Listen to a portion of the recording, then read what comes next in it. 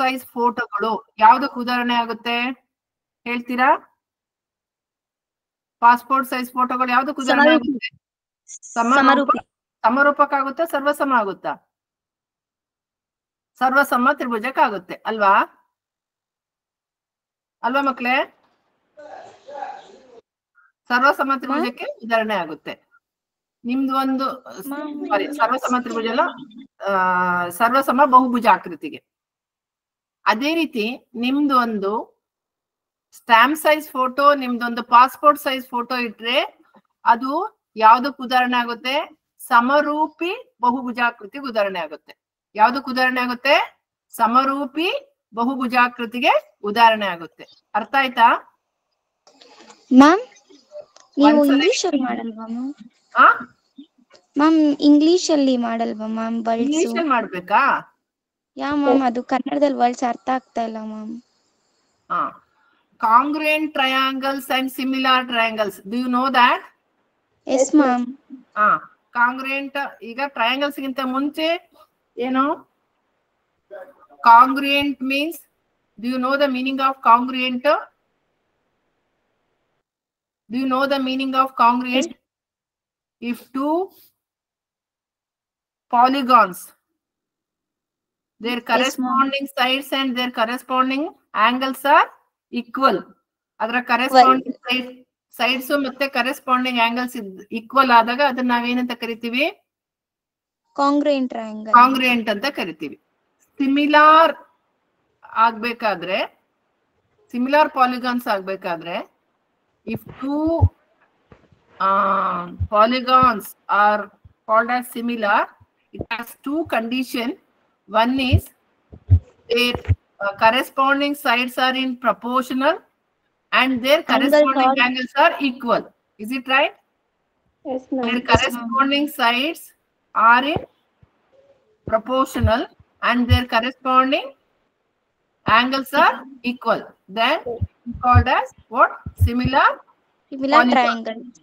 Similar polygons. First I am telling about similar triangle, similar polygons and congruent polygons.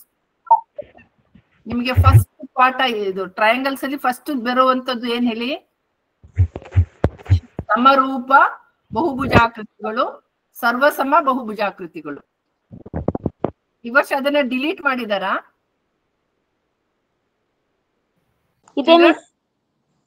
ಅದಿಲ್ವಾ ಈ ವರ್ಷ? Okay, I'll start from triangles only. Then in triangle also, we know that two types means congruent triangles and similar triangles. And congruent triangles means if two triangles are said to be congruent. ಕನ್ನಡದಾಗ ಹೇಳ್ರಿ. Sorry? ಕನ್ನಡದಾಗ ಹೇಳ್ರಿ. Kannada English ಹೇಳ್ತೀರಾ? Okay. ನೋಡಿ, ಎರಡು ತ್ರಿಭುಜಗಳನ್ನ ನಾವು ಸರ್ವಸಮ ತ್ರಿಭುಜಗಳು ಎಂದು ಕರಿಬೇಕಾದ್ರೆ ಅವುಗಳ ಏನಿರ್ಬೇಕು? ಕರೆಸ್ಪಾಂಡಿಂಗ್ಸ್ ಹೇಳ್ತೀನಿ. ಇಲ್ಲಿ ನೋಡಿ, ಎರಡು ತ್ರಿಭುಜಗಳು, ಇದು ತ್ರಿಭುಜ ಎ ಬಿ ಸಿ, ಇನ್ನೊಂದು ತ್ರಿಭುಜ ಡಿ ಇ ಎಫ್. ಅರ್ಥ ಆಯ್ತಾ?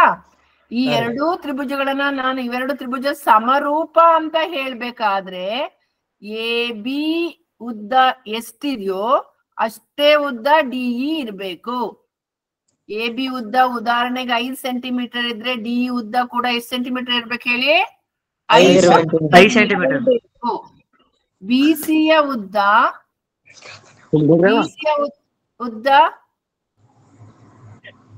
ಸಾರಿ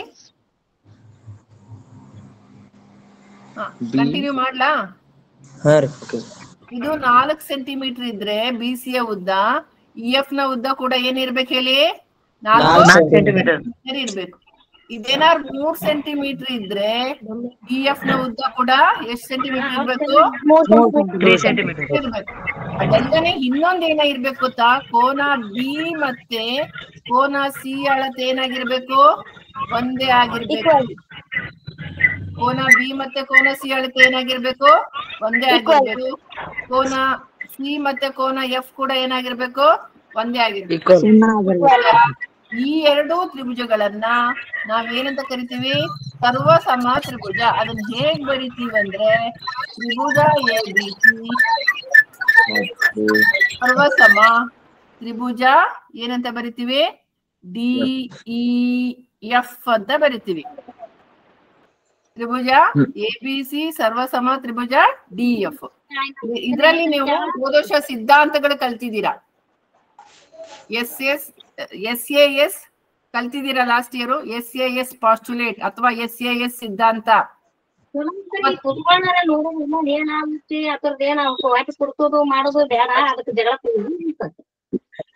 ಸರ್ ಡಿಸ್ಟರ್ಬೆನ್ಸ್ ಇದೆ ಅಲ್ವಾ ಸರ್? ಎಲ್ಲಾರನ್ನೂ ಮ್ಯೂಟ್ ಮಾಡ್ಲಾ ಮೇಡಮ್? ಹಾ, ಮ್ಯೂಟ್ ಮಾಡಿ ಸರ್. ಹಿಂಗ್ ಕನ್ನಡದಲ್ಲೇ ಹೇಳ್ತೀನಿ. ಕೆಲವರು ಕನ್ನಡ ಹೇಳ್ತಾರೆ, ಕೆಲವರು ಇಂಗ್ಲಿಷ್ ಹೇಳ್ತಾರೆ. Continue Kannada only. Okay, thank you. ತ್ರಿಭುಜ ABC ಸರ್ವಸಮ ತ್ರಿಭುಜ DEF ಆಗ್ಬೇಕಾದ್ರೆ ನಾನು ಹೇಳ್ದೆ ಅದರ ಅನುರೂಪ ಬಾಹುಗಳು ಸಮ ಆಗಿರ್ಬೇಕು ಅಂತ. AB ಸಮ ಯಾವ್ದು ಹೇಳ್ದೆ ನಾನು? DE. AB ಸಮ DE. ಅದಕ್ಕೆ ಕೋನ ಯಾವ್ದು ತಗೊಳ್ತೀನಿ ನಾನು? ಕೋನ B ಸಮ ಕೋನ ಅನುರೂಪ ಕೋನಗಳು ಕೋನ E. ಮತ್ತೆ ಸೈಡ್ ಯಾವ್ದು ತಗೊಳ್ತೀನಿ ಅಂದ್ರೆ BC ಸಮ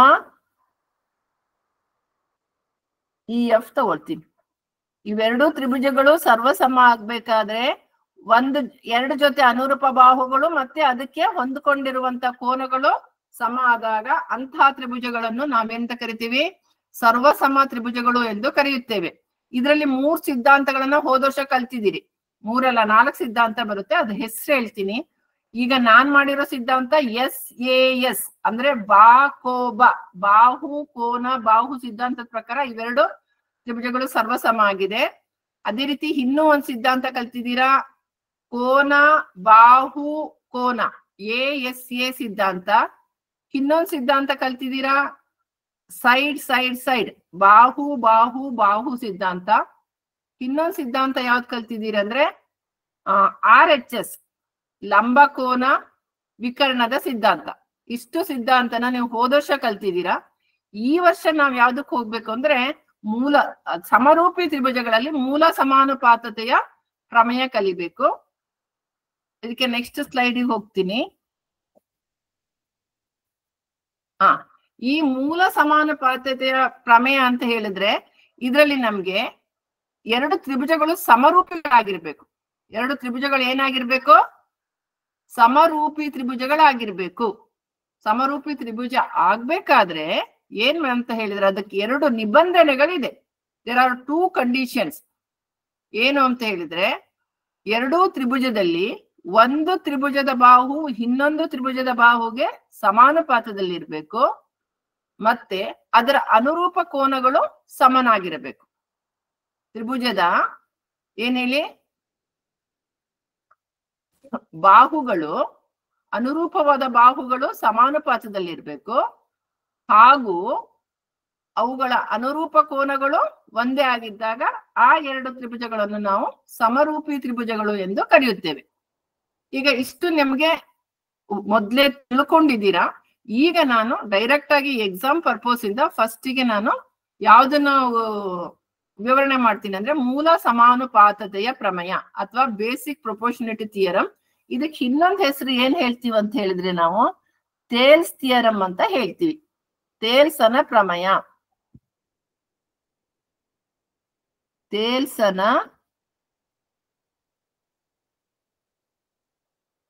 ಪ್ರಮೇಯ ಅಂತ ಕರಿತೀವಿ. ಇದಕ್ಕೆ ಥೇಲ್ಸನ ಪ್ರಮೇಯ. ಇದಕ್ಕೆ ಇನ್ನೊಂದು ಹೆಸರು ಏನ್ ಹೇಳ್ತೀವಿ ಅಂದ್ರೆ ಥೇಲ್ಸನ ಪ್ರಮೇಯ ಅಂತ ಹೇಳ್ತೀವಿ. ಕೇಳಿಸ್ತಿದೆ ಅಂತ ಭಾವಿಸಿದೀನಿ ನಿಮ್ಗೆಲ್ಲರಿಗೂ. ಆಮೇಲೆ ಸರ್ ನಿಮ್ಮನ್ನ ಅನ್ಮ್ಯೂಟ್ ಮಾಡ್ತಾರೆ, ಅವಾಗ ಏನಾದ್ರು ಕ್ವಶನ್ ಇದ್ರೆ ಕೇಳಿ. ಈ ಥೇಲ್ಸನ ಪ್ರಮೇಯ ಏನ್ ಹೇಳುತ್ತಂದ್ರೆ ಇಂಗ್ಲಿಷ್ ಅಲ್ಲೂ ಇದೆ, ಅದನ್ನು ಒಂದ್ಸಲ ಹೇಳ್ಬಿಡ್ತೀನಿ. If a line is drawn parallel to, ಇಲ್ಲಿ ತೋರಿಸ್ತೀನಿ ನಿಮ್ಗೆ, ಡಯಾಗ್ರಾಮ್ ನೋಡ್ತಾ ಇರಿ. If a line is drawn parallel to one side of a triangle, it intersecting the other two sides. Other two sides means AB and AC. In two distinct points, ಬೇರೆ ಬೇರೆ ಬಿಂದುವಿನಲ್ಲಿ, in two distinct points, then the other two sides are divided in the same ratio. Other two sides are divided in the same ratio. Andre AP divided by PB is equal to AQ divided by QC. ಈಗ ಅದನ್ನೇ ಕನ್ನಡದಲ್ಲೂ ಹೇಳ್ತೀನಿ ಒಂದ್ಸಲ. ಇದು ಮಕ್ಕಳೇ, ಈ ಪ್ರಮೇಯದ statement ಇದೆಯಲ್ಲ, ನಿರೂಪಣೆನ ನೀವು ಬಾಯ್ ಹಾರ್ಟ್ ಮಾಡ್ಬೇಕು. ಇದನ್ನು ನಿಮ್ಗೆ ನೋಡದೆ ಬರೆಯೋಕೆ ಇದನ್ನ ಕೊಡೋದಿಲ್ಲ ಸ್ಟೇಟ್ಮೆಂಟ್. ಕೆಲವು ಸಲ ಕೊಡ್ತಾರೆ, ಕೆಲವು ಸಲ ಪರೀಕ್ಷೆಯಲ್ಲಿ ಕೊಡಲ್ಲ. ಅದರಿಂದ ಈ ಪ್ರಮೇಯದ ನಿರೂಪಣೆಯನ್ನ ನೀವು ಕಲ್ತ್ಕೊಂಡಿರ್ಬೇಕು. ಕನ್ನಡದಲ್ಲೂ ಹೇಳ್ತೀನಿ ನೋಡಿ. ತ್ರಿಭುಜದ ಎರಡು ಬಾಹುಗಳನ್ನು ಎರಡು ವಿಭಿನ್ನ ಬಿಂದುಗಳಲ್ಲಿ ಛೇದಿಸುವಂತೆ ಒಂದು ಬಾಹುವಿಗೆ ಸಮಾಂತರವಾಗಿ ಎಳೆದ ಸರಳ ರೇಖೆಯು ಉಳಿದೆರಡು ಬಾಹುಗಳನ್ನು ಸಮಾನುಪಾತದಲ್ಲಿ ವಿಭಾಗಿಸುತ್ತದೆ. ನೋಡಿ, ತ್ರಿಭುಜದ ಎರಡು ಬಾಹುಗಳು, ಯಾವ್ದ್ಯಾವ್ದು ಎರಡು ಬಾಹುಗಳಿದೆ? ತ್ರಿಭುಜದ ಎರಡು ಬಾಹುಗಳು ಯಾವ್ದ್ಯಾವ್ದಿದೆ? AB ಮತ್ತೆ AC. ತ್ರಿಭುಜದ ಎರಡು ಬಾಹುಗಳು ಯಾವ್ದ್ಯಾವ್ದಿದೆ? AB ಮತ್ತು AC ಎರಡು ಬಾಹುಗಳಿದೆ. ಅದರ ಮೇಲ್ಗಡೆ ನಾನು ಒಂದು ಸಮಾಂತರವಾಗಿ ಒಂದು ರೇಖೆ ಎಳೆದಿದ್ದೀನಿ. ಇದು ಎರಡು ಬಾಹುಗಳು ನೋಡಿ. ಇನ್ನೊಂದ್ಸಲ ಇಲ್ಲಿ ರೆಡ್ ಅಲ್ಲಿ ಮಾರ್ಕ್ ಮಾಡ್ತಿದ್ದೀನಿ. AB ಒಂದು ಬಾಹು, ಒಟ್ಟು ತ್ರಿಭುಜಕ್ಕೆ 3 ಬಾಹು ಇದೆ. AB ಒಂದು ಬಾಹು, AC ಒಂದು ಬಾಹು, 2 ಬಾಹು ಆಯ್ತು. ಇನ್ನೊಂದು BC ಒಂದು ಬಾಹು, 3 ಬಾಹು. ಇದ್ರಲ್ಲಿ ನಾನು ಯಾವ್ದಾರು 2 ಬಾಹು ತಗೋಬಹುದು. AB ACನೇ ತಗೊಬೇಕಂತಿಲ್ಲ, AB BCನೂ ತಗೋಬಹುದು. ಈಗ ಇಲ್ಲಿ ನಾ ತಗೊಂಡಿರುವಂತ ಬಾಹುಗಳು AB ಮತ್ತು AC ಬಾಹುಗಳು ಎರಡು ವಿಭಿನ್ನ ಬಿಂದುಗಳಲ್ಲಿ, ಇಲ್ಲಿ ಒಂದು ಬಿಂದು ಯಾವ್ದಿದೆ? ಒಂದು ಬಿಂದು P ಇದೆ.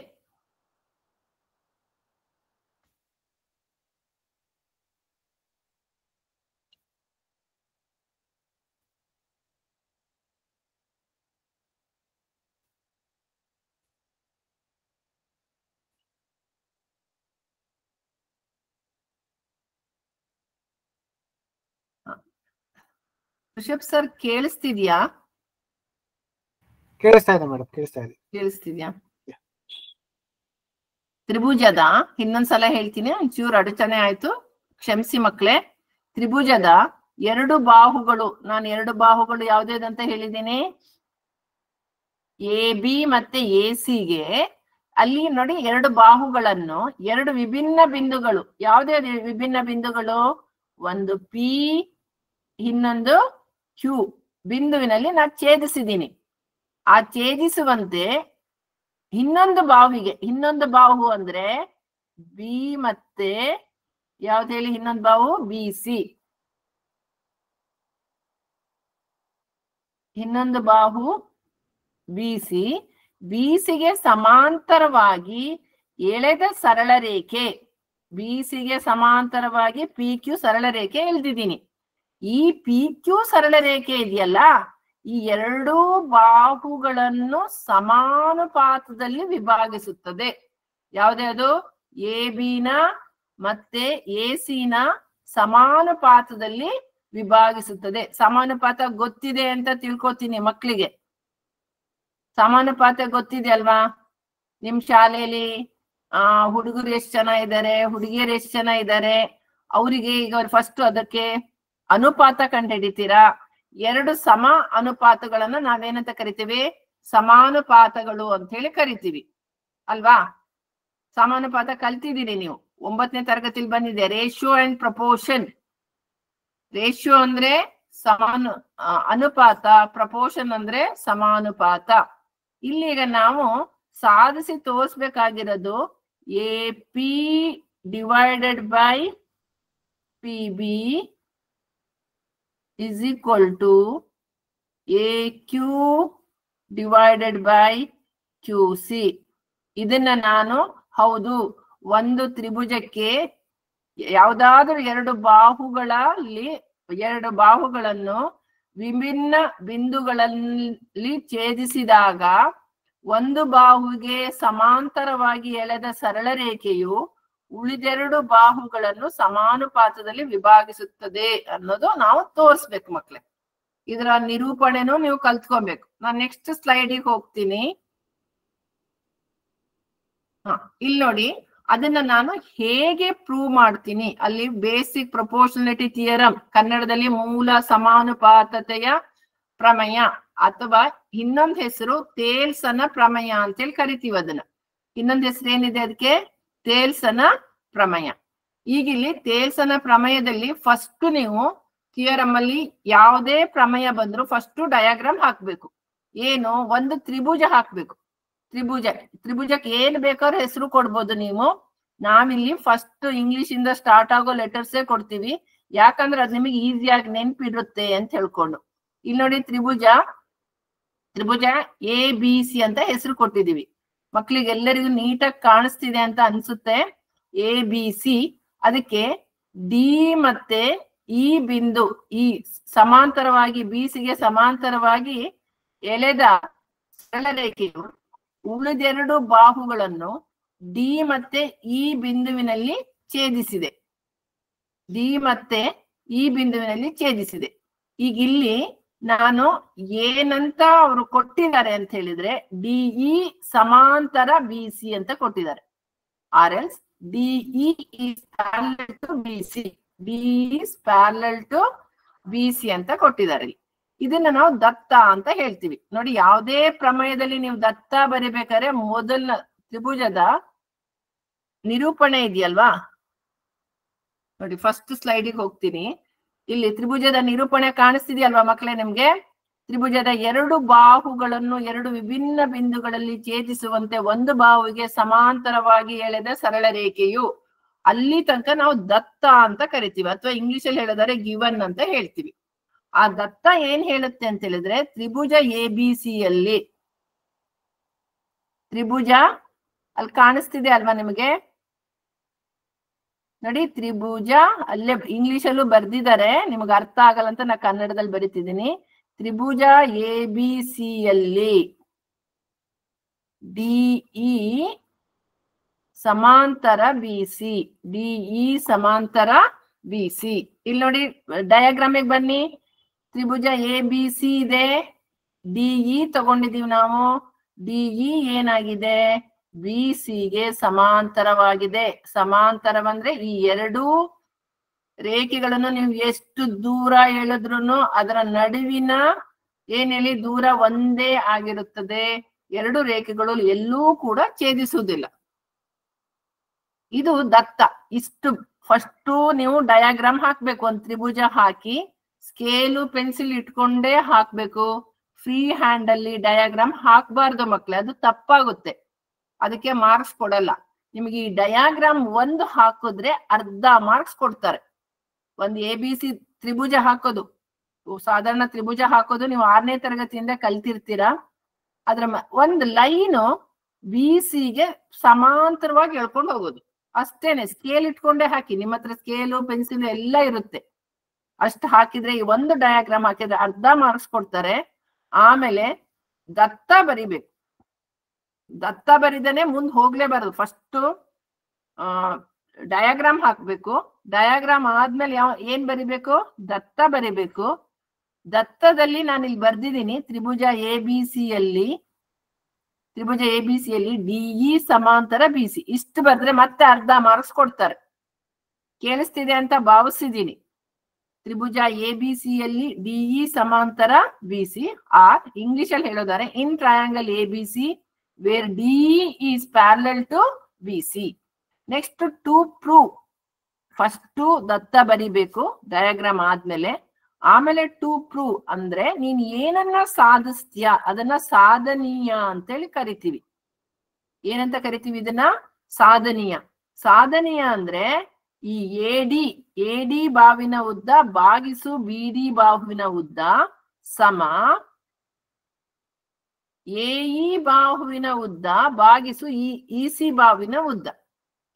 ಹಾಗೆ ಹೇಳೋದಾದ್ರೆ ಎಡಿ ಬೈ, ಇಲ್ಲಿ ನೋಡಿ, ಎಡಿ ಬೈ ಕಾಣಿಸ್ತಿದೆ ಅಂತ ತಿಳ್ಕೊಂಡಿದ್ದೀನಿ, AD by DB is equal to AE by EC. AE by EC. For example ಇಲ್ಲೊಂದು ಇದು ಕೊಡ್ತೀನಿ, ಒಂದು ಮೆಜರ್ಮೆಂಟ್ ಹೇಳ್ತೀನಿ ನೋಡಿ. ಇದು 3 ಸೆಂಟಿಮೀಟರ್ ಇದೆ. ಇದು ಎಷ್ಟು ಸೆಂಟಿಮೀಟರ್ ಇದೆ? 6 ಸೆಂಟಿಮೀಟರ್ ಇದೆ. ಫಾರ್ ಎಕ್ಸಾಂಪಲ್ ಇದು 2 ಸೆಂಟಿಮೀಟರ್ ಇದೆ. ಎಇ ಬಾಹುವಿನ ಉದ್ದ 2 ಸೆಂಟಿಮೀಟರ್ ಇದೆ. ಇಸಿ ಬಾಹುವಿನ ಉದ್ದ ಎಷ್ಟು ಸೆಂಟಿಮೀಟರ್ ಇದೆ? 4 ಸೆಂಟಿಮೀಟರ್ ಇದೆ. ಇಲ್ಲಿ ಭಾಗಾಕಾರ ಮಾಡಿ ತೋರಿಸ್ತೀನಿ ನೋಡಿ. ಎಡಿ ಬೈ ಬಿಡಿ ಅಂದ್ರೆ 6ನೇ 3 ಎಡಿ ಬೈ ಬಿಡಿ ಇಸ್ ಈಕ್ವಲ್ ಟು 6ನೇ 3ನ್ನ 3/6 ಅಥವಾ ಕನ್ನಡದಲ್ಲಿ ಹೇಳೋದಾದ್ರೆ 6ನೇ 3ನ್ನ ಸುಲಭ ರೂಪಕ್ಕೆ ತಂದಾಗ 3 ಮಗ್ಗಿಲಿ ಹೋಗುತ್ತೆ. ಅಂಶ ಮತ್ತೆ ಛೇದ, ನ್ಯೂಮರೇಟರ್ ಅಂಡ್ ಡಿನಾಮಿನೇಟರ್, 3 1 3 2 ಆಯ್ತು. ಅದೇ ರೀತಿ ಈ ಕಡೆ ಬಲಭಾಗಕ್ಕೆ ಬನ್ನಿ, ತ್ರಿಭುಜದ ಬಲಭಾಗಕ್ಕೆ ಎಇ ಭಾಗಿಸು ಇಸಿ. ಎಇ ಭಾಗಿಸು ಇಸಿ ಅಂದ್ರೆ ಎಯ ಉದ್ದ ಎಷ್ಟಂತ ಕೊಟ್ಟಿದ್ದೀನಿ? 2 ಸೆಂಟಿಮೀಟರ್. ಬಿ ಯ ಉದ್ದ 4 ಸೆಂಟಿಮೀಟರ್ ಅಂತ ಕೊಟ್ಟಿದ್ದೀನಿ. ಆಗ ಇದನ್ನು ಕೂಡ ಸುಲಭ ರೂಪಕ್ಕೆ ತನ್ನಿ. 2ನೇ 1 ನೋಡಿ ಮಕ್ಕಳೇ, ಇಲ್ಲಿ ಎಡಿ ಬೈ ಬಿಡಿ ಉದ್ದ ಎಷ್ಟು, ಅನುಪಾತ ಎಷ್ಟು ಬಂದಿದೆ? 2ನೇ 1. ಅದೇ ರೀತಿ ಎಇ ಬೈ ಇಸಿ ಅನುಪಾತ ಎಷ್ಟು ಬಂದಿದೆ? 2ನೇ 1. 2 ಸಮವಾಗಿದೆ ಅಲ್ವಾ? 2 ಸಮವಾಗಿದೆ ಅಲ್ವಾ ಮಕ್ಕಳೇ? ಓಕೆ, ಅರ್ಥ ಆಗಿದೆ ಅಂತ ನಾನು ತಿಳ್ಕೊತೀನಿ. ಈಗ ನೀವು ಸಾಧನೆಯ ಮಾಡ್ಬೇಕಾಗಿರೋದು ಏನು ಅಂದ್ರೆ, ಎಡಿ ಬಾವಿನ ಉದ್ದ ಭಾಗಿಸು ಡಿಬಿ ಬಾವಿನ ಉದ್ದ ಸಮ ಎಇ ಬಾವಿನ ಉದ್ದ ಭಾಗಿಸು ಇಸಿ ಬಾವಿನ ಉದ್ದ. ಇದು ಇಷ್ಟು ಸ್ಟೆಪ್ ಬರ್ದ್ರೆ ನಿಮ್ಗೆ ಅರ್ಧ ಮಾರ್ಕ್ಸ್ ಸಿಕ್ಕುತ್ತೆ. ಅಲ್ಲಿಗೆ 1.5 ಮಾರ್ಕ್ಸ್ ಮುಗೀತು. ಈಗ ಪ್ರಮೇಯ ಇರೋದು 4 ಅಥವಾ 5 ಮಾರ್ಕ್ಸಿಗೆ. ಈಗ 1.5 ಮಾರ್ಕ್ಸ್ ಮುಗೀತು. ಈಗ ನೆಕ್ಸ್ಟ್ ನಮಗೆ ಇಷ್ಟಿದ್ರೆ ನನಗೆ ಸಾಧನೆ ಮಾಡಕ್ ಆಗಲ್ಲ, ಅದಕ್ಕೊಂದು ನಾನು ರಚನೆ ಮಾಡ್ಕೊಬೇಕು. ಕನ್ಸ್ಟ್ರಕ್ಷನ್ ಅಂತ ಇಂಗ್ಲಿಷ್ ಅಲ್ಲಿ ಹೇಳ್ತೀವಿ, ಕನ್ನಡದಲ್ಲಿ ರಚನೆ ಅಂತ ಹೇಳ್ತೀವಿ. ಏನ್ ಹೇಳ್ತೀವಿ ಇದನ್ನ? ಕನ್ನಡದಲ್ಲಿ ರಚನೆ ಅಂತ ಹೇಳ್ತೀವಿ. ರಚನೆ ಮಾಡ್ಬೇಕಾದ್ರೆ ನಾನು ಏನ್ ಮಾಡ್ಬೇಕು ಅಂತ ಹೇಳಿದ್ರೆ, ಇಲ್ಲಿ ನೋಡಿ ಇನ್ನೊಂದು ಡಯಾಗ್ರಾಮ್ ಕೊಟ್ಟಿದ್ದಾರೆ. ಬಿ ಮತ್ತೆ ಇ ಅನ್ನ ಸೇರ್ಸ್ಕೋಬೇಕು. ಯಾವ್ದಾದನ್ನ ಸೇರಿಸ್ಬೇಕು?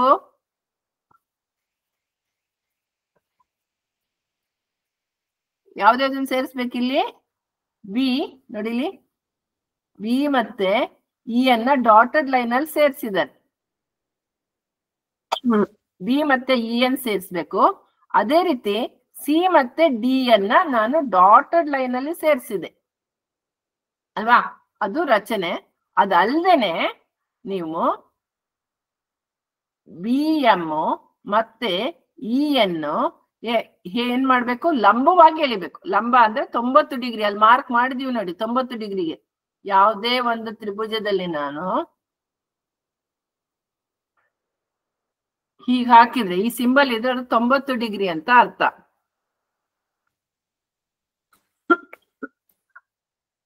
ಅದು 90 ಡಿಗ್ರಿ ಅಂತ ಹೇಳಿ ಅರ್ಥ ಆಗುತ್ತೆ. ಈಗ ನಾನು ರಚನೆ ಇನ್ನೊಂದ್ಸಲ ಹೇಳ್ತೀನಿ ನೋಡಿ. ಬಿ ಮತ್ತೆ ಇ ಅನ್ನ ಸೇರಿಸ್ಬೇಕು, ಸಿ ಮತ್ತೆ ಡಿ ಅನ್ನ ಸೇರಿಸ್ಬೇಕು. ಅದಲ್ಲದೆ ನೀವೇನ್ ಮಾಡ್ಬೇಕು? ಡಿ ಎಂ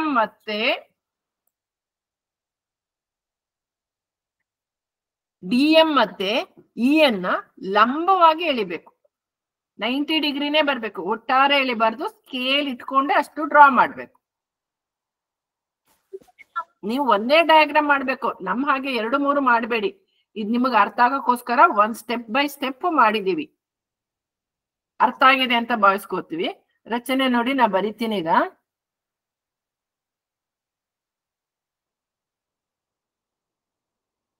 ರಚನೆ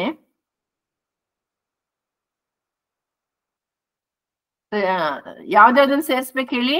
ಬಿ ಮತ್ತೆ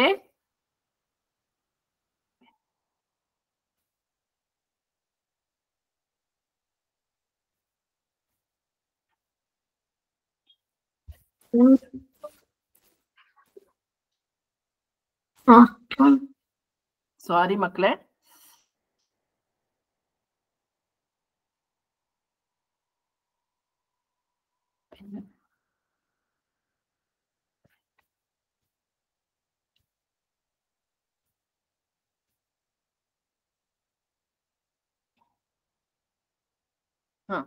ಈಗ ರಚನೆ ನೋಡ್ಕೊಳ್ಳಿ, ಬರಿತೀನಿ.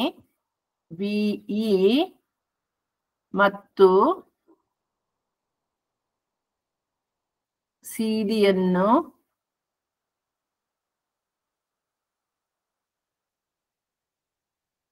ಸೇರಿಸಿ. ಬಿಇ ಮತ್ತು ಸಿಡಿಯನ್ನು ಸೇರಿಸಿ ಆಮೇಲೆ ಏನ್ ಮಾಡ್ಬೇಕು ಅಂತ ಹೇಳಿದ್ರೆ, ಡಿಎಂ ಲಂಬ ಎಸಿ, ಡಿಎಂ ಲಂಬ ಎಸಿ ಮತ್ತು ಇಎನ್ ಲಂಬ ಎ ಬಿ. ಕಾಣಿಸ್ತಿದೆ ಅಲ್ಲ, ಡಿಎಂ ಲಂಬ ಎಸಿ ಮಾಡಿರೋದು ನಾವು. ಡಿಎಂ ಲಂಬ ಎಸಿ, ಡಿಎಂ ಲಂಬ ಎಸಿ ನೋಡಿ. ಡಿಎಂ ಲಂಬವಾಗಿದೆ, ಲಂಬಕೋನ ಚಿಹ್ನೆ ಹಾಕಿದ್ದೇವೆ. ಡಿಎಂ ಲಂಬ ಎಸಿ, ಅದೇ ರೀತಿ ಇಎನ್ ಲಂಬ ಎ ಬಿಗೆ ಎಳ್ದಿದೆ. ಇದು ಇಲ್ಲಿ ಬರ್ದಿದೆ, ಇದನ್ನೇನೆ ಇಲ್ಲಿ ಎಂಡ್ ಬದ್ಲಿಗೆ ನೀವೇನ್ ಹಾಕೊಳ್ಳಿ, ಮತ್ತು ಹಾಕೊಳ್ಳಿ. ಎಎಂ ಲಂಬ ಎಸಿ ಮತ್ತು ಇಎನ್ ಲಂಬ ಎ ಬಿ ಎಳೆದಿದೆ. ಇಲ್ಲಿ ತನಕ ಅರ್ಥ ಆಯ್ತು ಅಂತ ತಿಳಿತೀನಿ. ಮುಂದಿನ ಸ್ಲೈಡಿಗೆ ಹೋಗ್ತೀನಿ. ಈಗ ನೆಕ್ಸ್ಟ್ ಪಾರ್ಟ್ ಬರೋದು, ನಾನು ಅದು ಹೇಗೆ ನಾನು ಹೇಳಿದ್ನಲ್ಲ, ಸಾಧನೀಯ ಏನಂತ ತೋರಿಸಿದೀನಿ ನೋಡಿ. ಸಾಧನೀಯ ಎಡಿ ಬೈ ಡಿ ಬಿ ಸಮ ಎಇ ಬೈ ಇಸಿ, ಅದಕ್ಕೊಂದು ಉದಾಹರಣೆ ಕೊಟ್ಟು ಹೇಳಿದ್ದೀನಿ. ಈಗ ಅದನ್ನ ನಾನು ಲಾಜಿಕಲಿ ಪ್ರೂವ್ ಮಾಡಿ ತೋರಿಸ್ಬೇಕು. ಬೇಸಿಕ್ ಪ್ರೊಪೋರ್ಷನಿಟಿ ಥಿಯರಮ್, ಟೇಲ್ಸ್ ಥಿಯರಮ್ ಇದೆಯಲ್ಲ, ಅದನ್ನ ಲಾಜಿಕಲಿ ನಾನು ಏನ್ ಮಾಡಿ ತೋರಿಸ್ಬೇಕು, ಪ್ರೂವ್ ಮಾಡಿ ತೋರಿಸ್ಬೇಕು.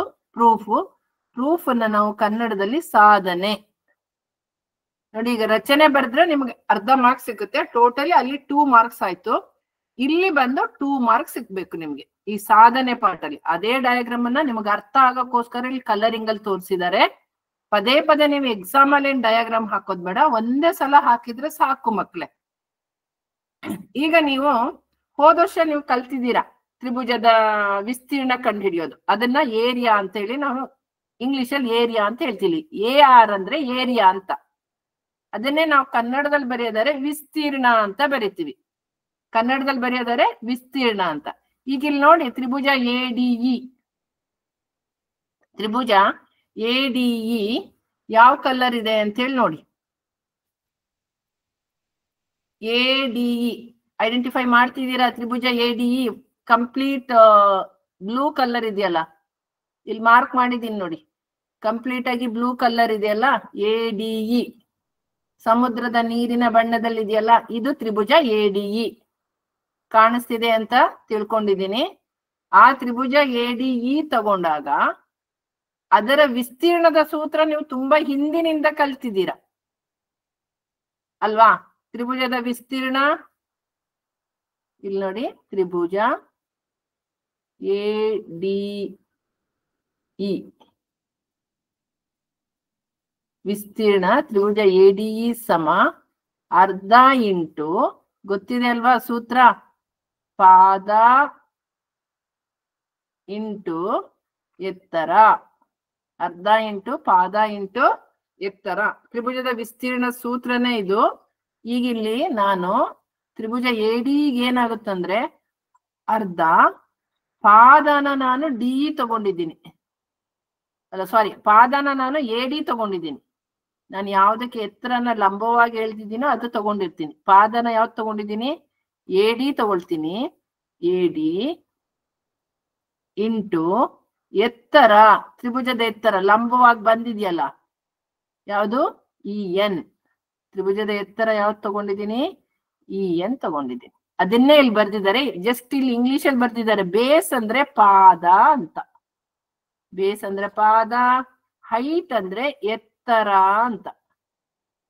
Area of triangle ADE is equal to half into base into height. ಇದು ನಿಮಗೆ 6th ಸ್ಟ್ಯಾಂಡರ್ಡ್ ಇಂದ ಈ ಫಾರ್ಮುಲಾ ಬಂದಿದೆ. ಇದು ಈ ವರ್ಷ ಹೊಸದೇನಲ್ಲ, 6th ಸ್ಟ್ಯಾಂಡರ್ಡ್ ಇಂದ ಕಲ್ತ್ಕೊಂಡ್ ಬಂದಿದ್ದೀರಾ ಇದೇ ಫಾರ್ಮುಲಾನ. ಈ ತ್ರಿಭುಜಕ್ ನೋಡಿದಾಗ, ತ್ರಿಭುಜ ಎಡಿ ನೋಡಿದಾಗ ನಾನು ಪಾದನ ಎಡಿ ತಗೊಂಡಿದೀವಿ, ಎತ್ತರ EN ಆಗಿದೆ. So 1/2 into AD into EN, ಇದನ್ನ ಸಮೀಕರಣ 1 ಅಂತ ಕರಿತೀವಿ. ಇದನ್ನ ಏನಂತ ಕರಿತೀವಿ? ಸಮೀಕರಣ 1. ಆಮೇಲೆ ಇನ್ನೊಂದು ತ್ರಿಭುಜಕ್ಕೆ ಬನ್ನಿ. ಯಾವುದು ಅಂತ ಹೇಳಿದ್ರೆ BDE. ಇನ್ನೊಂದು ತ್ರಿಭುಜ ನೋಡಿ, BDE ಕಾಣಿಸ್ತಿದ್ಯಾ? ಇದು ಸ್ವಲ್ಪ ಕಲರ್ ಚೇಂಜ್ ಆಗಿದೆ. BDE ಕಾಣಿಸ್ತಿದೆ ಅಲ್ವಾ? ಈ BDE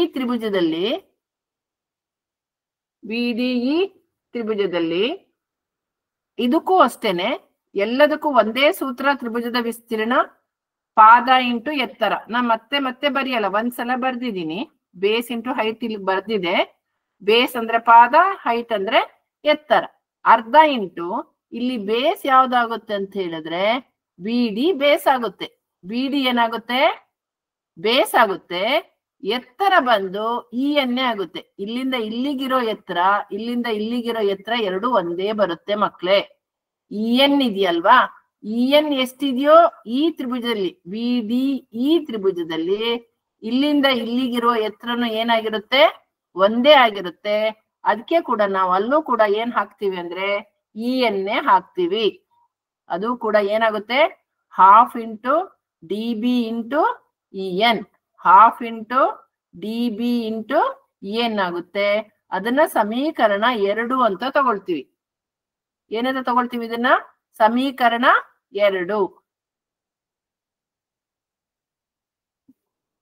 ಸಮೀಕರಣ 2 ಅಂತ ತಗೊಳ್ತೀವಿ. ಒಂದ್ ನಿಮಿಷ ಮಕ್ಳೇ.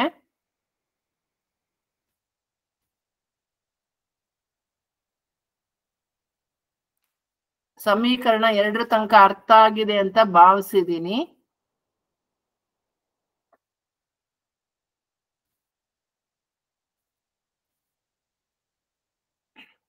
ಈಗ ಇನ್ನೊಂದ್ ಪಾರ್ಟಿಗೆ ಬರೋಣ. ಯಾವ ತ್ರಿಭುಜ ತಗೋಬೇಕಂದ್ರೆ ಮತ್ತೆ ತ್ರಿಭುಜ ADನೇ ತಗೋಬೇಕು. Complete dark blue, sky blue ಇದೆಯಲ್ವಾ, ಸಮುದ್ರದ ನೀರಿನ ಬಣ್ಣ, ಅದೇ ತ್ರಿಭುಜ ತಗೋಬೇಕು. ತ್ರಿಭುಜ ಯಾವ್ದು ತಗೋಬೇಕು ಹೇಳಿ? ADನೇ ತಗೋಬೇಕು. ಇದೇ ತ್ರಿಭುಜ ತಗೋಬೇಕು. ತ್ರಿಭುಜ ADEನೇ ತಗೋಬೇಕು. ಆದ್ರೆ ಇಲ್ಲಿ ಮೊದಲು ನಾನು ಪಾದ AD ತಗೊಂಡಿದ್ದೀನಿ. ಈಗ ನಾನು ಏನ್ ತಗೊಳ್ತೀನಿ ಅಂದ್ರೆ ಪಾದ AE ತಗೋಬೇಕು. ಯಾವ್ದು ತಗೋಬೇಕು ಹೇಳಿ? ಪಾದ AE ತಗೋಬೇಕು. ಇದ್ರ ಲಂಬ ಎತ್ತರ ಯಾವ್ದಾಗುತ್ತೆ? DM ಆಗುತ್ತೆ. ಇದು ಲಂಬ ಎತ್ತರ ಅಥವಾ ಎತ್ತರ. ಎತ್ತರ ಯಾವಾಗ್ಲೂ ಲಂಬವಾಗೇ ಇರೋದು. ಲಂಬವಾಗಿದ್ದಾಗ ಮಾತ್ರ ಅದನ್ನ ಎತ್ತರ ಅಂತ ಹೇಳ್ತೀವಿ. ಆಯ್ತಾ? ಈ ತ್ರಿಭುಜ ಏರಿಯಾ ಆಫ್ ಟ್ರಯಾಂಗಲ್ ADE ಅಥವಾ ವಿಸ್ತೀರ್ಣ ADE is equal to 1/2 into base into height.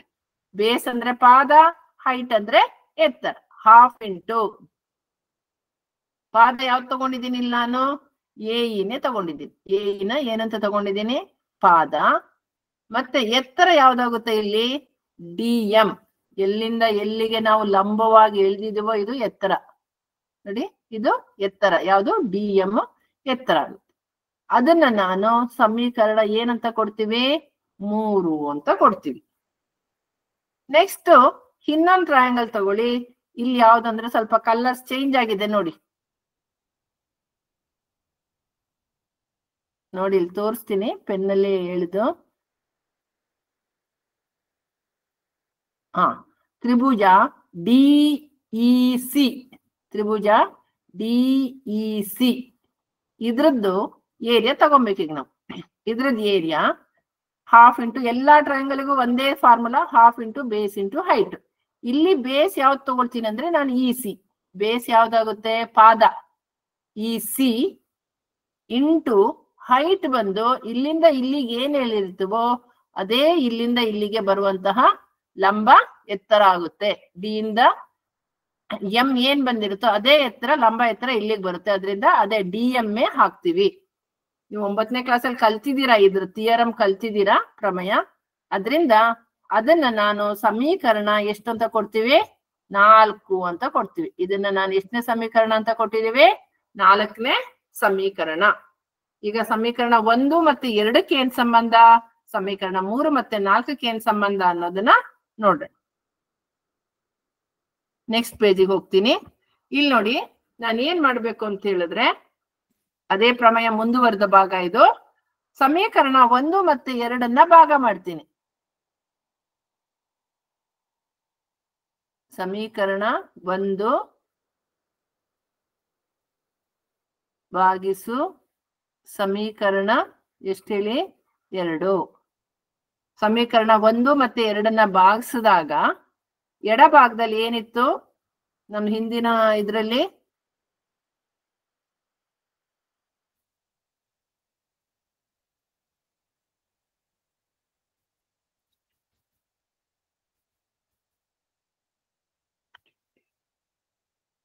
ಹಿಂದಿನ ಸ್ಲೈಡ್ ಅಲ್ಲಿ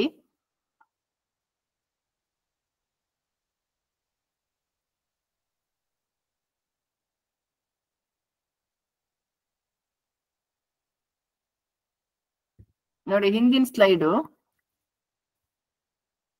ಹಿಂದಿನ ಸ್ಲೈಡ್ ಸಮೀಕರಣ 1 ಮತ್ತೆ 2 ನೋಡಿ, ಎಡಭಾಗ ಬಲಭಾಗ, ಎಡಭಾಗ ಮತ್ತೆ ಬಲಭಾಗ ಎರಡನ್ನೂ ನೋಡ್ಬೇಕು. ಅದನ್ನೇ ಇಲ್ಲಿ ಬರೀತೀನಿ. ಇಲ್ಲಿ ನಾನು ಸಮೀಕರಣ 1 ಮತ್ತು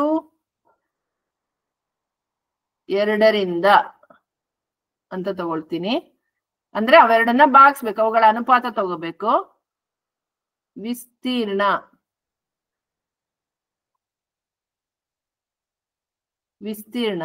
ತ್ರಿಭುಜ ADE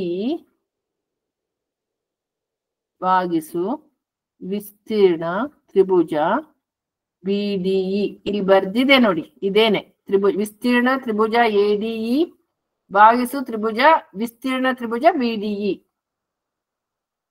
ಏರಿಯಾ ಅಂದ್ರೆ ವಿಸ್ತೀರ್ಣ ಅಂತ, ಇಂಗ್ಲಿಷ್ ಅಲ್ಲಿ ಏರಿಯಾ ಹೇಳ್ತೀವಿ, ಕನ್ನಡದಲ್ಲಿ ವಿಸ್ತೀರ್ಣ. ಇಸ್ ಈಕ್ವಲ್ ಟು ಸಮೀಕರಣ 1ರಲ್ಲಿ ಏನಿತ್ತು, 1/2 ಇಂಟು AD ಇಂಟು EN. ನೋಡ್ಕೊಳ್ಳಿ ಸಮೀಕರಣ 1. ಆಮೇಲೆ ಭಾಗಿಸು ವಿಸ್ತೀರ್ಣ BD ಇದೇನಿತ್ತು, 1/2 into DB into EN ಇತ್ತು. ಇಲ್ಲಿ ಮೇಲೆ ಅಂಶದಲ್ಲೂ 1/2 ಇದೆ, ಛೇದದಲ್ಲೂ 1/2 ಇದೆ. ನ್ಯೂಮರೇಟರ್ ಕೂಡ 1/2 ಇದೆ, ಡಿನಾಮಿನೇಟರ್ ಕೂಡ 1/2 ಇದೆ. ಆಗ ಏನಾಗುತ್ತೆ, ಎರಡು ಕ್ಯಾನ್ಸಲ್ ಆಗುತ್ತೆ. ಕಲ್ತಿದ್ದೀರಾ ಇದನ್ನ ಹಿಂದಿನ ತರಗತಿಗಳಲ್ಲೆಲ್ಲ. ಇದನ್ನೀಗ ಸುಲಭ ರೂಪಕ್ಕೆ ತಂದಾಗ ತ್ರಿಭುಜ ADE ಭಾಗಿಸು BD ಅಂದ್ರೆ ಬಂದಾಗ ಇಲ್ಲಿ ಇನ್ನೊಂದಿದೆ. ಯಾವ್ದಂತ ಹೇಳಿದ್ರೆ, ಅಂಶದಲ್ಲೂ EN ಇದೆ, ಛೇದದಲ್ಲೂ EN ಇದೆ. ಅಂಶದಲ್ಲೂ EN ಇದೆ, ಛೇದದಲ್ಲೂ EN ಇದೆ. ಅದೆರಡೂ ಕೂಡ ಏನಾಗುತ್ತೆ, ಕ್ಯಾನ್ಸಲ್ ಆಗುತ್ತೆ. ಈಗ ಏನ್ ಮಾತ್ರ ಉಳ್ಕೊಳ್ತು ಅಂತ ಹೇಳಿದ್ರೆ, AD/DB ಉಳ್ಕೊಳ್ತು. ಏನ್ ಉಳ್ಕೊಳ್ತು, AD/DB. ಇದನ್ನ ನಾನು ಸಮೀಕರಣ, ನಿಮಗೆ ನಂಬರೇ ಕಟ್ಕೊಂಡು ಹೋದ್ರೆ ಕನ್ಫ್ಯೂಷನ್ ಆಗುತ್ತಂತ ಕ್ಯಾಪಿಟಲ್ ಲೆಟರ್ A ಅಂತ ಕೊಟ್ಟಿದೀವಿ. ಈ ಸಮೀಕರಣಕ್ಕೆ ಏನಂತ ಕೊಟ್ಟಿದೀವಿ, ಕ್ಯಾಪಿಟಲ್ ಲೆಟರ್ A. ಮೋಸ್ಟ್ಲಿ ನಿಮ್ ಟೆಕ್ಸ್ಟ್ ಬುಕ್ ಅಲ್ಲಿ ಸಮೀಕರಣ 5 ಅಂತ ಕೊಟ್ಟಿರ್ಬೋದು.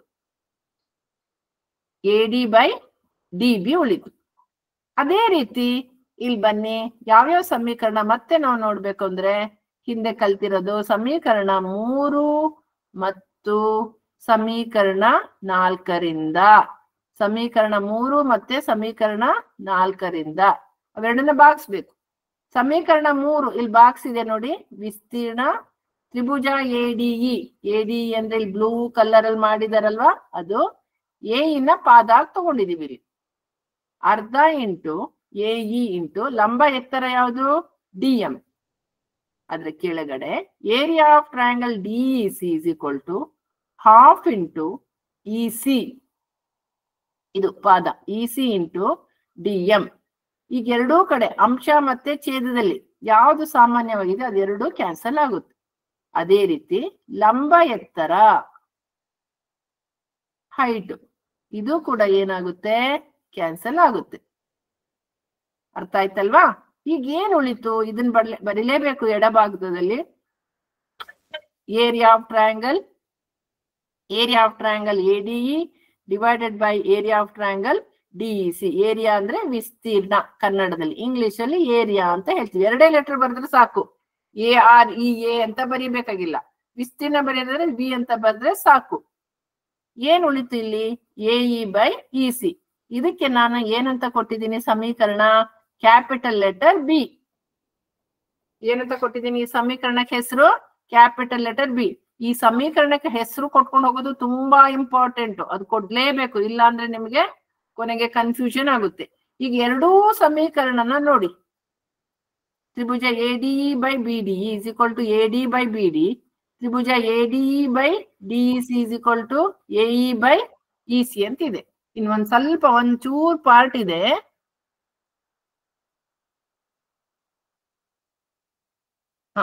ಇದು ಕೊನೆ ಪಾರ್ಟು.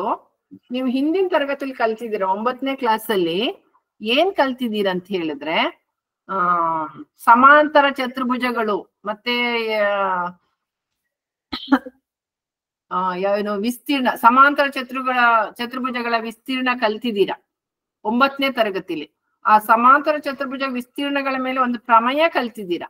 ಏನಂತ ಹೇಳ್ತದೆ ಆ ಪ್ರಮೇಯ ಅಂದ್ರೆ, ಎರಡು ಸಮಾಂತರ ಚತುರ್ಭುಜಗಳು ಒಂದೇ ಪಾದ ಮತ್ತು ಒಂದು ಜೊತೆ ಸಮಾಂತರ ರೇಖೆಗಳ ಮೇಲೆ ಇದ್ದಾಗ ಅವುಗಳ ವಿಸ್ತೀರ್ಣಗಳು ಪರಸ್ಪರ ಏನಾಗಿರುತ್ತೆ? ಸಮವಾಗಿರುತ್ತೆ ಅಂತ. ಅದೇ ರೀತಿ ಎರಡು ತ್ರಿಭುಜಗಳು, ಇಲ್ಲಿ ಯಾವ್ದ್ಯಾವ್ದು ಎರಡು ತ್ರಿಭುಜಗಳು ಅಂತ ಹೇಳಿದ್ರೆ ತೋರಿಸ್ತೀನಿ ನೋಡಿ ಡಯಾಗ್ರಾಮ್ ಅಲ್ಲಿ. ತ್ರಿಭುಜ BDE, ತ್ರಿಭುಜ BDE ಮತ್ತು ತ್ರಿಭುಜ CDE, ಈ ಎರಡೂ ತ್ರಿಭುಜಗಳು ಏನು ಒಂದೇ ಪಾದದ ಮೇಲಿದೆ. ಒಂದೇ ಪಾದ ಅಂದ್ರೆ DE, ಒಂದೇ ಪಾದ ಮತ್ತು ಒಂದು ಜೊತೆ ಸಮಾಂತರ ಸರಳ ರೇಖೆಗಳ ನಡುವೆ ಇದೆ. ನೋಡಿ, ಒಂದು ಜೊತೆ ಸಮಾಂತರ ಸರಳ ರೇಖೆಗಳು ಯಾವ್ದು ಅಂದ್ರೆ ಒಂದೇ ಪಾದ. ಇಲ್ಲಿ ಬರಿತೀನಿ, ಒಂದೇ ಪಾದ. ಯಾವುದು ಒಂದೇ ಪಾದ? ಎರಡು ತ್ರಿಭುಜಗಳು ಇರೋದು DE. ಎರಡು ತ್ರಿಭುಜಗಳು ಒಂದೇ ಪಾದ DE ಮೇಲಿದೆ ಮತ್ತು ಒಂದು ಜೊತೆ ಸಮಾಂತರ ಸರಳ ರೇಖೆಗಳ ನಡುವೆ ಇದೆ. ಯಾವ್ದಾವ್ದು ಸಮಾಂತರ ಸರಳ ರೇಖೆಗಳ ನಡುವೆ ಇದೆ? DE ಮತ್ತು BC. DE ಮತ್ತು BC ಸಮಾಂತರ ಸರಳ ರೇಖೆಗಳ ನಡುವೆ ಇದೆ. ಹಾಗಿದ್ದಾಗ ಈ ಎರಡೂ ತ್ರಿಭುಜಗಳ ವಿಸ್ತೀರ್ಣಗಳು ಪರಸ್ಪರ ಸಮ ಆಗುತ್ತೆ. ಯಾವುದು? ತ್ರಿಭುಜ BDE ಯ ವಿಸ್ತೀರ್ಣ ಮತ್ತು ತ್ರಿಭುಜ CDE ಯ ವಿಸ್ತೀರ್ಣ ಎರಡು ಪರಸ್ಪರ ಸಮ ಆಗುತ್ತೆ. ಈ ಪ್ರಮೇಯ 9ನೇ ತರಗತಿಲಿ ನಿಮಗೆ ಬಂದಿತ್ತು, ಕಲ್ತಿರ್ತೀರ. ಸ್ಟೇಟ್ಮೆಂಟ್ ಆರು ಓದಿರ್ತೀರ ಇದನ್ನ. ಅಂದ್ರೆ ಎರಡೂ ತ್ರಿಭುಜಗಳು ಒಂದೇ ಪಾದ ಮತ್ತು ಎರಡು ಸಮಾಂತರ ಸರಳ ರೇಖೆಗಳ ನಡುವೆ ಇದ್ದಾಗ ಅವುಗಳ ವಿಸ್ತೀರ್ಣಗಳು ಪರಸ್ಪರ ಸಮನಾಗಿರುತ್ತೆ. ಈಗ ಅದರಿಂದ ಏನಾಗುತ್ತೆ? ಅವೆರಡು ತ್ರಿಭುಜಗಳ ವಿಸ್ತೀರ್ಣ, ತ್ರಿಭುಜ ಯಾವ್ದ್ಯಾವ್ದು ಎರಡು ತ್ರಿಭುಜ ವಿಸ್ತೀರ್ಣ? ತ್ರಿಭುಜ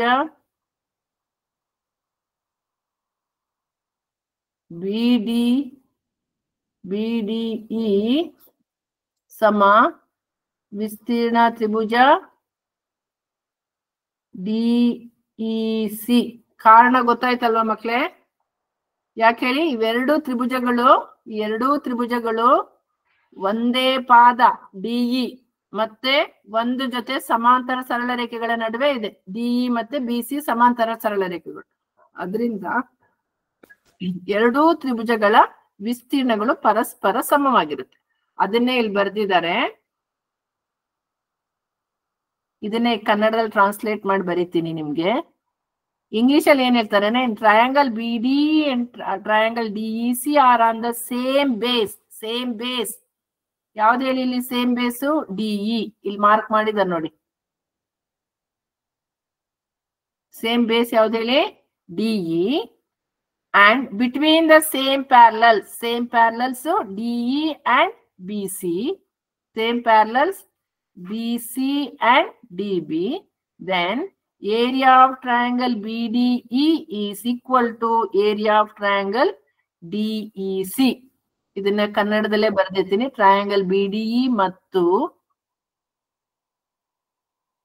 DEC ತ್ರಿಭುಜಗಳು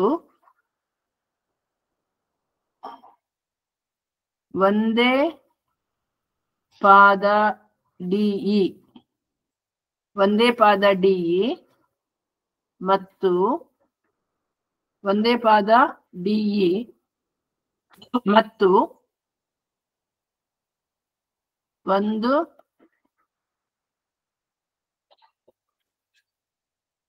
ಜೊತೆ ಸಮಾಂತರ ಸರಳ ರೇಖೆಗಳಾದ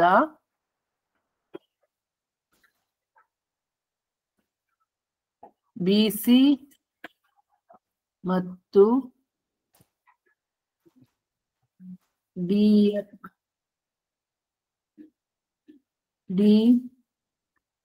ಡಿಇಯ ನಡುವೆ ಇದೆ ಅಥವಾ ಇವೆ, ನಡುವೆ ಇದೆ. ಅದರಿಂದ ವಿಸ್ತೀರ್ಣ ಬಿಡಿಇ ಸಮ ವಿಸ್ತೀರ್ಣ ಡಿಇಸಿ. ತ್ರಿಭುಜದ ವಿಸ್ತೀರ್ಣ ಬಿಡಿಇ ಸಮ ತ್ರಿಭುಜದ ವಿಸ್ತೀರ್ಣ ಡಿಇಸಿ. ಇವೆರಡು ತ್ರಿಭುಜಗಳ ವಿಸ್ತೀರ್ಣ ಪರಸ್ಪರ ಸಮ ಆಗುತ್ತೆ. ಅದನ್ನ ನೀವೀಗ ಏನ್ ಮಾಡ್ಬೇಕು ಅಂತ ಹೇಳಿದ್ರೆ, ಸಮೀಕರಣ 4 ಮತ್ತು 5, 4 ಮತ್ತು 5 ಇಲ್ಲಿ ಬರ್ದಿದೆ ನೋಡಿ.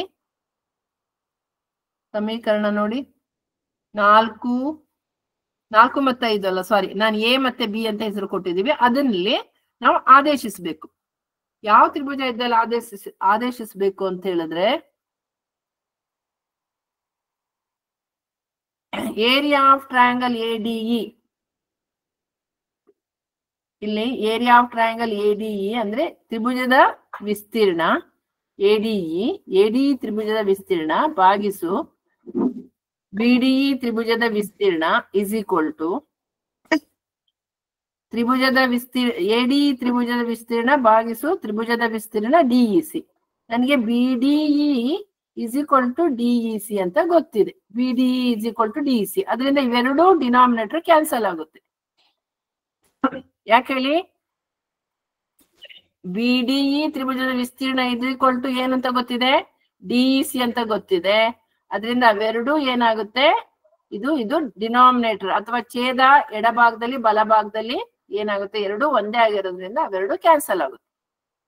ಆಗ ತ್ರಿಭುಜ ಎಡಿಯ ವಿಸ್ತೀರ್ಣ ಏನಂತ ಬಂದಿದೆ, ಇಕ್ವೇಶನ್ ಎ ಪ್ರಕಾರ ಎಡಿ ಬೈ ಬಿಡಿ ಏನಂತ ಬಂದಿದೆ, AD by DB is equal to equation B ಪ್ರಕಾರ ತ್ರಿಭುಜ ವಿಸ್ತೀರ್ಣ ಎಡಿಯ ತ್ರಿಭುಜದ ವಿಸ್ತೀರ್ಣ ಎಇ ಭಾಗಿಸು ಇಸಿ ಅಂತ ಬಂದಿದೆ. ನಾನು ಸಾಧನೀಯದಲ್ಲಿ ಏನ್ ಬರ್ದಿದ್ನೋ ಅದು ಕೊನೆಗೆ ಬಂದಿದೆ. ಅದರಿಂದ ನಮ್ಮ ಸಾಧನೆ ಮಾಡಿದ್ ಏನಾಯ್ತು, ಆಯ್ತು. ಇದು ಕೊನೆ ಫೈನಲ್ ಆನ್ಸರ್. ಇಲ್ಲಿ ತನಕ ಬರೆದ್ರೆ, ನೀಟಾಗಿ ಬರೆದ್ರೆ ಸಾಧನೆಗೆ 2 ಮಾರ್ಕ್ಸ್ ಇರುತ್ತೆ ಸರ್. ರಿಷಬ್ ಸರ್, ಈಗ ಮಕ್ಕಳಿಗೆ ಅರ್ಥ ಆಯ್ತಾ ಅಂತ ಕೇಳಿ ಪ್ರಮೇಯ.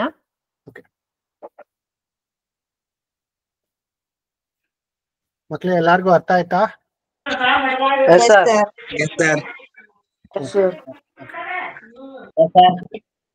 ಓಕೆ ಮಕ್ಕಳಿಗೆ ಥಿಯರಂ ಬರುವಂತಹ ಚಾನ್ಸ್ ಇದೆ, ಬರಬಹುದು, ಬಂದೇ ಬರುತ್ತೆ ಅಂತ ಹೇಳಲ್ಲ.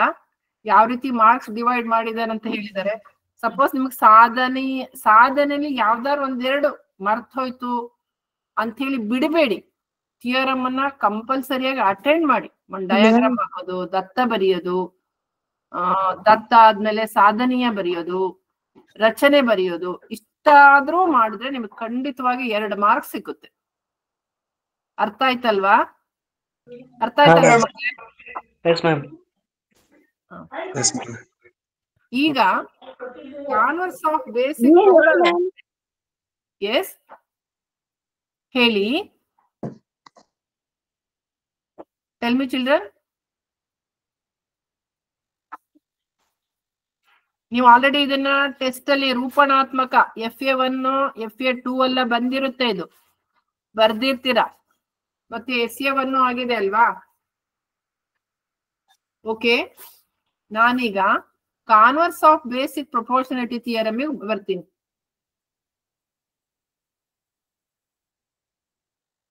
ಸರ್ ಶೇರ್ ಆಗ್ತಿದೆ ಅಲ್ವಾ? ಆಗ್ತಾ ಇದೆ ಮೇಡಮ್, ಆಗ್ತಾ ಇದೆ. ಮೂಲ ಸಮಾನುಪಾತತೆಯ ವಿಲೋಮ ಪ್ರಮೇಯ ಇದು ಏನ್ ಹೇಳುತ್ತೆ ಅಂದ್ರೆ ಮಕ್ಳೇ, ಇದನ್ನ ಕೂಡ ನಿಮಗೆ ನಿರೂಪಣೆ ಕೇಳ್ಬೋದು, 1 ಮಾರ್ಕ್ ಕ್ವಶನ್ ಅಲ್ಲಿ ಕೇಳ್ಬೋದು. ಇದನ್ನು ಕೂಡ ನೀವು ಕಲ್ತ್ಕೋಬೇಕು. If a line divides any 2 sides of a triangle in the same ratio then the line is parallel to third side of the triangle. ನೋಡಿ ಇಲ್ಲಿ ಡಯಾಗ್ರಾಮ್ ಹಾಕ್ತೀನಿ. ಈಗ ಇದು ತ್ರಿಭುಜ, ಇದು ತ್ರಿಭುಜ. ಇದಕ್ಕೆ ಹೆಸರು ಕೊಡ್ತೀನಿ, ಎ ಬಿ ಸಿ. ನಾನು ಫಸ್ಟ್ 3 letter ಆಲ್ಫಾಬೆಟ್ಸೇ ಕೊಟ್ಕೊಂಡು ಹೋಗ್ತೀವಿ, ಸುಲಭವಾಗಿ ನೆನ್ಪಿಟ್ಕೋತೀರಾ ಅನ್ನೋ ದೃಷ್ಟಿಯಲ್ಲಿ. ಈಗ ಇಲ್ಲಿ ಅದರದ ವಿಲೋಮ ತಗೋಬೇಕು ನಾನು. ಏನು ಅಂತ ಹೇಳಿದ್ರೆ ಅದರಲ್ಲಿ ನಾನು ಫಸ್ಟ್ ಡಿ ಬಿ ಸಿ ಗೆ ಪ್ಯಾರಲಲ್ ಅಂತ ತಗೊಂಡಿದ್ದೆ. ಇಲ್ಲಿ ಆ ರೀತಿ ತಗೋಬಾರ್ದು. ನಾನು ಎ ಬಿ ಮತ್ತೆ ಎ ಸಿ ಎರಡು ಬಾಹುಗಳನ್ನು ಸಮಾನ ಪಾತ್ರದಲ್ಲಿ ನಾನು ಭಾಗಿಸ್ಬೇಕು. ಎ ಬಿ ಮತ್ತೆ ಎ ಸಿ ನ ಸಮಾನುಪಾತದಲ್ಲಿ ಭಾಗಿಸ್ತೀನಿ. ಈ ಭಾಗಿಸಿದಕ್ಕೆ ಇದಕ್ಕೆ ಹೆಸರು ನಾನು ಏನಂತ ಕೊಡ್ತೀನಿ, ಎಂ ಮತ್ತೆ ಎನ್ ಅಂತ ಹೆಸರು ಕೊಟ್ಟಿದ್ದೀನಿ. ಸಮಾನುಪಾತದಲ್ಲಿ ವಿಭಾಗಿಸಿದ್ದೀನಿ. ಯಾವ್ದೆರಡು ಬಾಹುಗಳು, ಎ ಬಿ ನ ಮತ್ತೆ ಎ ಸಿ ನ. ಆ ವಿಭಾಗಿಸಿದ ಬಿಂದುವನ್ನ ನಾನು ಎಂ ಮತ್ತೆ ಎನ್ ಅಂತ ಕೊಟ್ಟಿದ್ದೀನಿ. ಈಗ ಈ ಎಂ ಎನ್ ಅನ್ನ ನೀವು ಏನ್ ಮಾಡ್ಬೇಕು, ಸೇರಿಸ್ಬೇಕು. ಎಂ ಎನ್ ಸೇರಿಸ್ತೀವಲ್ಲ ನಾವು, ಆ ಎಂ ಎನ್ ಬಿ ಸಿಗೆ ಸಮಾಂತರವಾಗಿದೆ ಅಂತ ಸಾಧನೆ ಮಾಡಿ ತೋರಿಸ್ಬೇಕು. ಎಂ ಎನ್ ಏನಿಗೆ ಸಮಾಂತರವಾಗಿದೆ, ಬಿ ಸಿಗೆ. ಇಲ್ಲಿ ಅವ್ರು ಕೊಟ್ಟಿರೋದು ಏನು, ದತ್ತ ಏನ್ ಕೊಟ್ಟಿದ್ದಾರೆ ಅಂದ್ರೆ ತ್ರಿಭುಜ ಎ ಬಿ ಸಿ ಯಲ್ಲಿ, ತ್ರಿಭುಜ ಎ ಬಿ ಸಿ ಯಲ್ಲಿ ಏನ್ ಕೊಟ್ಟಿದ್ದಾರೆ, ಎ ಎಂ ಭಾಗಿಸು M B is equal to A N ಭಾಗಿಸು ಎನ್ ಸಿ ಅಂತ ಕೊಟ್ಟಿದ್ದಾರೆ. ಇಷ್ಟು ಕೊಟ್ಟಿದ್ದಾರೆ ಅವರು. ಅದ್ರದ್ದು ಉಲ್ಟಾ ಕಾನ್ವರ್ಸ್ ಥೇಲ್ಸ್ ಥಿಯರಮ್ ಅಲ್ಲಿ ಏನಿತ್ತು ಅದ್ರದ್ದು ಉಲ್ಟಾ. ನಾವು ಸೀದಾ ಇರ್ತೀವಲ್ಲ, ಅದನ್ನ ತಲೆ ಕೆಳಗ್ ಮಾಡಿ ನಿಲ್ಲೋದೇ ವಿಲೋಮ ಅಷ್ಟೇನೆ. ಅದನ್ನೇನೇನ್ ತಲೆ ಕೆಡ್ಸ್ಕೊಂಡು ಓದ್ಬಿಡಿ. ಅದನ್ನೇ ಉಲ್ಟಾ ಮಾಡಿ ಬರೆದ್ರೆ ಮೂಲ ಸಮಾನುಪಾತತೆಯ ವಿಲೋಮ ಪ್ರಮೇಯ ಆಯ್ತು. A M by M B is equal to A M by N C. ಅದು ಪ್ರಮೇಯದ ಡೆಫಿನಿಷನ್ ಅಲ್ಲಿ, ನಿರೂಪಣೆಯಲ್ಲಿ ಕೊಟ್ಟಿದ್ದಾರೆ. ಆದ್ರೆ ಅಷ್ಟು ಬಾರ್ದಾಗ ನಾವ್ ಇದನ್ನ ಜಾಯಿನ್ ಮಾಡ್ತೀವಲ್ಲ ಎಂ ಎನ್ ಅನ್ನ, ಇದು ಜಾಯಿನ್ ಮಾಡಿದಾಗ ಬಿ ಸಿಗೆ ಸಮಾಂತರವಾಗಿರುತ್ತೆ ಅಂತ ನಾನು ಸಾಧನೆ ಮಾಡಿ ತೋರಿಸ್ಬೇಕು. ಸಾಧನೆಯ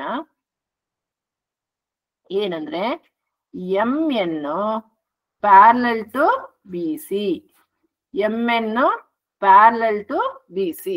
ಇದು ನಿಮಗೆ ಹೆಚ್ಚಾಗಿ ಥಿಯರಮ್ ಕೇಳುವಂತದ್ದು ತುಂಬಾ ರೇರ್ ಕಂಡೀಷನ್. 1 ಮಾರ್ಕಿಗೆ ಡೆಫಿನೇಷನ್ ಕೊಡ್ತಾರೆ, ಅಂದ್ರೆ ಸ್ಟೇಟ್ಮೆಂಟ್ ಅನ್ನ ಬರಿಬೇಕು. 1 ಮಾರ್ಕ್ಸಿಗೆ ಏನ್ ಬರಿಬೇಕು, ಸ್ಟೇಟ್ಮೆಂಟ್ ಬರಿಬೇಕು. ಸ್ಟೇಟ್ಮೆಂಟ್ ಅರ್ಥ ಆಯ್ತಾ ಮಕ್ಳೇ? ಋಷಭ್ ಸರ್ ಒಂದ್ಸಲ ಕೇಳ್ತೀರಾ ಅವ್ರಿಗೆ ಸ್ಟೇಟ್ಮೆಂಟ್ ಅರ್ಥ ಆಯ್ತಾ, ಇನ್ನೊಂದ್ಸಲ ಹೇಳ್ಬೇಕಂತ? ಹಾ, ಈ ಸ್ಟೇಟ್ಮೆಂಟ್ ನಿಮಗೆ ಯಾವ್ದಾದ್ರು ಟೆಸ್ಟ್ ಅಲ್ಲಿ ಇದ್ರದ್ದು ಸಾಧನೆ ಮಾಡಕ್ಕೆ ಕೇಳಿದಾರ ಮಕ್ಳೇ? Converse of theorem no ma'am, ಕೇಳಲಿಲ್ಲ ಅಲ್ವಾ? ಬಟ್ ಇದು ನಿಮಗೆ ಇಂಪಾರ್ಟೆನ್ಸ್ ಏನು ಅಂತ ಹೇಳಿದ್ರೆ ಇದ್ರ ಸ್ಟೇಟ್ಮೆಂಟ್ ಅನ್ನ ನೀವು ನೆನ್ಪಿಟ್ಕೋಬೇಕು. 1 ಮಾರ್ಕಿಗೆ ಕೇಳೋ ಚಾನ್ಸಸ್ ಇರುತ್ತೆ. ನಿಮ್ಗೆ 1 ಮಾರ್ಕಿಂದು 8 ಕ್ವಶನ್ ಇರುತ್ತಲ್ವಾ ಒಟ್ಟು ಥ್ರೂಟ್ ದ ಹೋಲ್ ಬುಕ್ ಇಂದ. ಅದರಲ್ಲಿ 1 ಕ್ವಶನ್ ಕೇಳುವಂತ ಚಾನ್ಸ್ ಇರುತ್ತೆ. ನೆಕ್ಸ್ಟ್ ನಾವು ಲೆಕ್ಕಕ್ಕೆ ಹೋಗೋಣ. ಮೇಡಮ್ ಇವತ್ತಿಗೆ let us end from 7:30. Okay, next class ಅಲ್ಲಿ we can do the sums. ಯಾರಿಗಾರು ಡೌಟ್ ಇದೆಯಾ ಅಂತ ಕೇಳಿ ಸರ್. ಓಕೆ, ಯಾರಿಗಾದ್ರೂ